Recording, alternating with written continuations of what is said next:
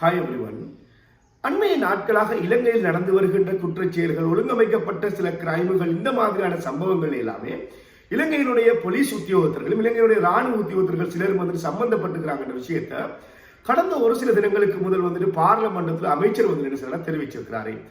அதே போல கடந்த ஒரு சில தினங்களுக்கு முதல் ஜனாதிபதியும் இதே மாதிரியான ஒரு கருத்தை தெரிவிச்சிருந்தாரு. சோ இப்படியான சந்தர்ப்பத்தில் பாத்தீங்கன்னா கொழும்பு அடிஷனல் மேஜிஸ்ட்ரேட் மூலமாக கொழும்பு தெமட்டகொட போலீஸுடைய ஓஐசிக்கு ஒரு நோட்டீஸ் கொடுக்கப்பட்டிருக்குது. அது என்னன்னு பார்த்தா அது ஒரு ஆட்டோ டிரைவரை அவர் என்ன செய்திருக்காருன்னா 7 நாட்களாக போலீஸ்ல தடுத்து வச்சு நீதிமன்றத்தின் முன் ஒப்படைக்காம அவரை நிர்வாணப்படுத்தி அவரை தாக்கிய சம்பவம் தொடர்பாக அவருக்கு விளக்கம் கேட்டு நோட்டீஸ் வழங்கப்பட்டிருக்கு நீதிமன்றத்தின் மூலம். அதே போல பாத்தீங்கன்னா கடந்த சில தினங்களுக்கு முதல் கண்டி நகரத்துல கடத்தப்பட்ட அந்த மாணவி பாடசாலை மாணவி தொடர்பான விடயத்திலையும் பாத்தீங்கன்னு சொன்னா சரியான முறையில அவங்க போலீசார் தங்களுடைய கடமையை செய்யல என்ற அடிப்படையில பாத்தீங்கன்னு சொன்னா ஒரு இன்ஸ்பெக்டர் போலீஸ் சொல்லப்படுகிற ஒரு பிரதான போலீஸ் பரிசோதகருக்கு பணியிடை நீக்கம் செய்யப்பட்டிருக்காங்க. அதே போல பாத்தீங்கன்னா 2 போலீஸ் உத்தியோகத்தர்கள் இடமாற்றம் செய்யப்பட்டிருக்கிறாங்க. சோ இந்த விடயங்கள்ல என்னென்ன விஷயங்கள் நடந்திருக்குது, இந்த ஓஐசி எப்படியான அடிப்படை உரிமை மீறல் தொடர்பான சம்பவங்கள்ல ஈடுபட்டு இன்னத்துக்காக இவருக்கான நோட்டீஸ் வழங்கப்பட்டிருக்குது, எப்படியாக அந்த ஆட்டோ டிரைவருடைய தாக்கப்பட்டிருக்கிற விஷயங்களையும் அதே போல பாத்தீங்கன்னு சொன்னா இந்த மாணவி கடத்தப்பட்ட விடயத்துல போலீசார் எந்த அளவுக்கு கவனமாக நடந்து கொண்டிருக்காங்க, அதுக்காக இந்த நடந்து கொண்டிருக்கிற ஒழுக்காற்று விசாரணைகளுடைய விடயங்களை நாங்க என்ன செய்யப்போம் இந்த வீடியோல பார்க்க போறோம். சோ கண்டிப்பா என்ன செய்யுங்க, தொடர்ச்சியா என்ன செய்யுங்க, வீடியோ முழுமையா பாருங்க. அதே போல வீடியோ லைக் பண்ணிக்கொள்ளுங்க. அதே போல முதலா நீங்க எங்க சேனலுக்கு இந்த வீடியோ பாக்குறீங்கன்னு சொன்னா மறக்காம கட்டாயம் என்ன செய்யுங்க, சேனலை சப்ஸ்கிரைப் பண்ணிக்கொள்ளுங்க. அதே போல நாங்க போடக்கூடிய வீடியோக்களுடைய நோட்டிபிகேஷன் உங்களுக்கு வரணும்னா கட்டாயம் பெல் ஐக்கனையும் என்ன செய்யுங்க, தட்டி விடுங்க. சோ இந்த விடயங்கள்ல முதலாவது பாத்தீங்கன்னு சொன்னா தெமட்டகொட ஓஎஸ்சிக்கு கொழும்பு அடிஷனல் மேஜிஸ்ட்ரேட்டால என்ன செய்யப்பட்ட நோட்டீஸ் வழங்கப்பட்டிருக்குது. குறித்த விடயம் தொடர்பாக இன்றைய தினம் அந்த பாதிக்கப்பட்ட நபருடைய சட்டத்தரணிகள் நீதிமன்றத்தில் செய்த முறைப்பாட்டின் அடிப்படையில் என்ன செய்யலாம் அந்த நோட்டீஸ் வழங்கப்பட்டிருக்குது. அந்த பாதிக்கப்பட்ட நபருடைய சட்டத்தரணிகள் நீதிமன்றத்தில் என்ன விடயங்களை தெரிவிச்சிருக்கிறாங்கன்னு சொன்னா கடந்த மாதம் இந்த மாதம் ஜனவரி மாதம் 2ஆம் தேதி அளவுல குறித்த அந்த ஆட்டோ டிரைவருக்கு ஒரு ஹயர் ஒன்று இருக்கிறதாக என்ன செய்யப்பட்டிருக்கிறார் சொன்னா போன் மூலமாக சொல்லப்பட்டு அவர் தெமட்டகொடக்கு என்ன செய்ய வந்திருக்கிறார். அந்த சந்தர்ப்பத்தில் பாத்தீங்கன்னு சொன்னா சிவில் உறுப்புல சில ஆட்கள் என்ன செய்திருக்காங்கன்னு சொன்னா ஒரு துப்பாக்கியும் அவரை காட்டி என்ன செய்திருக்காங்கன்னு சொன்னா கட்டாயப்படுத்தி அவரை தெமட்டகொட போலீஸ் ஸ்டேஷனுக்கு என்ன செய்ய கொண்டு போயிருக்கிறாங்க. அங்க கொண்டு போய் என்ன செய்திருக்கிறாங்கன்னு சொன்னா கடுமையான முறையில் என்ன செய்யறாங்க அவரை விசாரிச்சிருக்கிறாங்க. அதாவது பாத்தீங்கன்னு சொன்னா ஒரு குப்பை மேட்டுல கிடைந்து கண்டெடுக்கப்பட்ட ஒரு பெண்ணுடைய சடலம் தொடர்பான விடயம் அது தொடர்பான விசாரணை என்ன செய்யறாங்க, அது தொடர்பான விடயங்களை சொல்லி என கேட்டுக்கிறாங்க.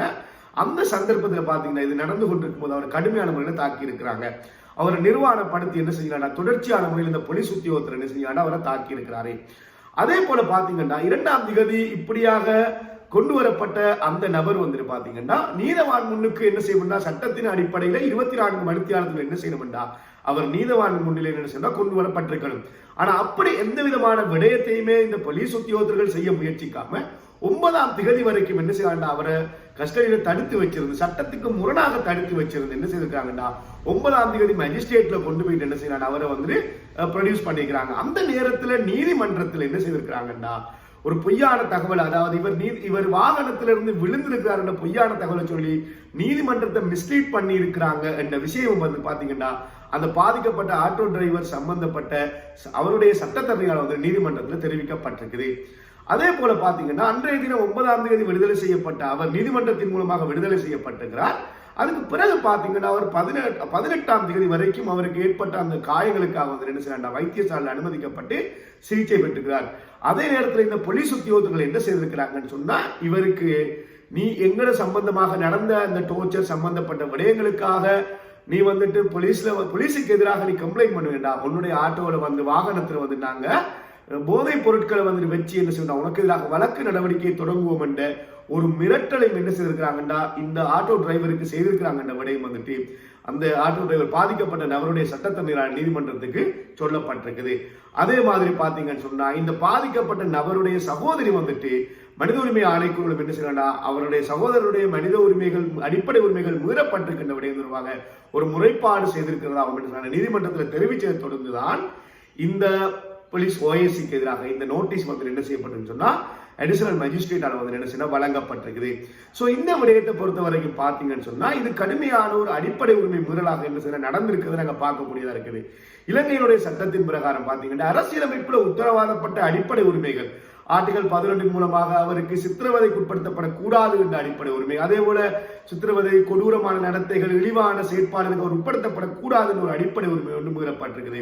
அதே போல அவர் சட்டத்துக்கு முறையான வகையில் என்ன செய்ய கைது செய்யப்படல, சட்டத்தின் முறைகளுக்கு இணங்க அவர் நீதிமன்றத்துக்கு முன்பு கொண்டு போகப்படலை. இப்படியான பல்வேறு விடயங்கள் என்ன செய்யறா அவருடைய அடிப்படை உரிமைகளை மீறி இவங்க நடந்திருக்கிறாங்க என்ற விஷயத்த நீதிமன்றத்தில் சொல்லியிருக்கிறாங்க. சோ இந்த விடயம் தொடர்பாக பாத்தீங்கன்னு சொன்னா இந்த ஓஎஸ்சிக்கு எதிராக இந்த நோட்டீஸ் வந்து வழங்கப்பட்டிருக்குது. அடுத்த விஷயம் தான் கடந்த வாரம் அளவில் நடந்த கண்டில தவுலுகல என்ற பிரதேசத்தில் நடந்த பாடசாலை மாணவியுடைய கடத்தல் சம்பவம் தொடர்பாகவும் ஒரு போலீஸ் பரிசோதகர் என்ன செய்ய பணியிடை நீக்கம் செய்யப்பட்டிருக்கிறார். 2 போலீஸ் உத்தியோகத்தில் என்ன செய்யப்பட்டிருக்காங்க, இடமாற்றம் செய்யப்பட்டிருக்கிறாங்க.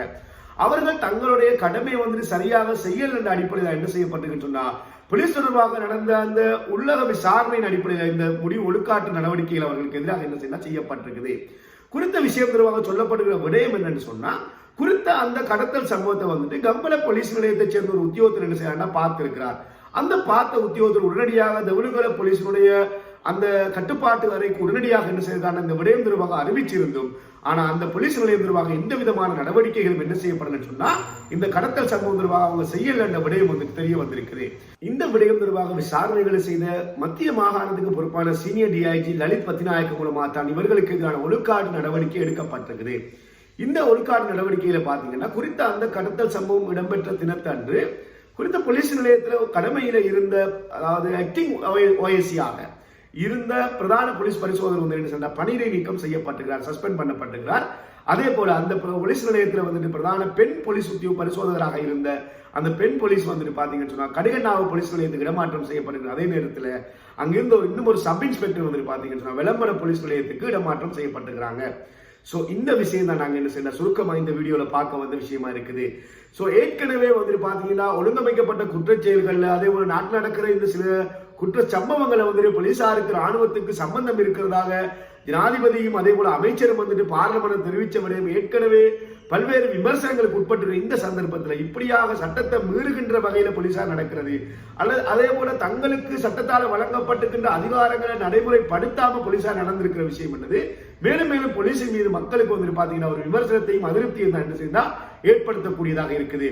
அதே போல பாத்தீங்கன்னா எத்தனையோ போலீஸ் உத்தியோகத்தர்கள் சரியான முறையில் தங்களோட கடமைகளை செய்யற இந்த சந்தர்ப்பத்தில் இப்படியாக நடக்கின்ற ஒரு சில செயற்பாடுகளை முழு போலீஸ் உத்தியோகத்தர்கள் வந்துட்டு பாத்தீங்கன்னு சொன்னா ஒரு அவப்பெயர் அல்லது மக்கள் மத்தியில் ஒரு விமர்சனத்தை எதிர்நோக்க வேண்டிய ஒரு சூழல் வந்து என்ன செஞ்சா உருவாகக்கூடிய சந்தர்ப்பம் இருக்கிறதை நாங்க பார்க்கக்கூடியதா இருக்குது.